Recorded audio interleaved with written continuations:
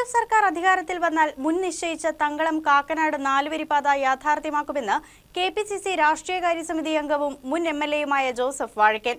തങ്കളം കാക്കനാട് നാലുവരിപ്പാത നിർത്തലാക്കിയ എൽ.ഡി.എഫ് സർക്കാരിനെതിരായ സമരം ഉദ്ഘാടനം ചെയ്തുകൊണ്ട് സംസാരിക്കുകയായിരുന്നു അദ്ദേഹം.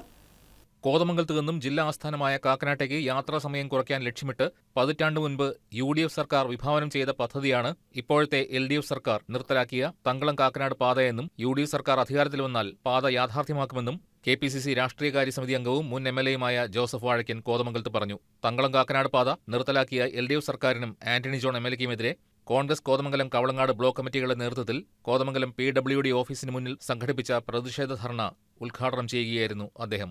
തീർച്ചയായിട്ടും ഇതിനെതിരെ അതിശക്തമായ ജനകീയ വികാരം ഉണരേണ്ടതാണ്.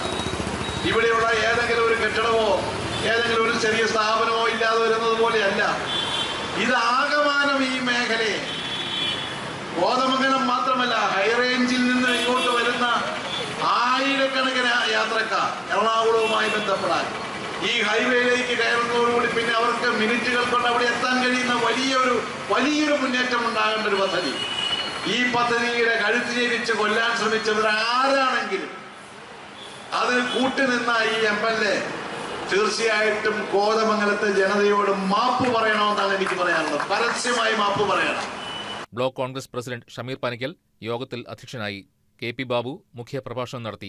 അബു മൊയ്തീൻ, MS എൽദോസ്, ബാബു ഏലിയാസ്, കോതമംഗലം നഗരസഭാ chairperson Bhanumathi Raju, vice chairman Prince Varghese, KI Jacob, PC George, Eldhose Keecheri, PR Aji, Ali Padinjarechalil, Mathai Kottakkunnil, Sunny Varghese, Raju Abraham, KK Suresh, Nasar Vattekkadan, PT Shibi തുടങ്ങിയവർ സംസാരിച്ചു. News desk KCB news.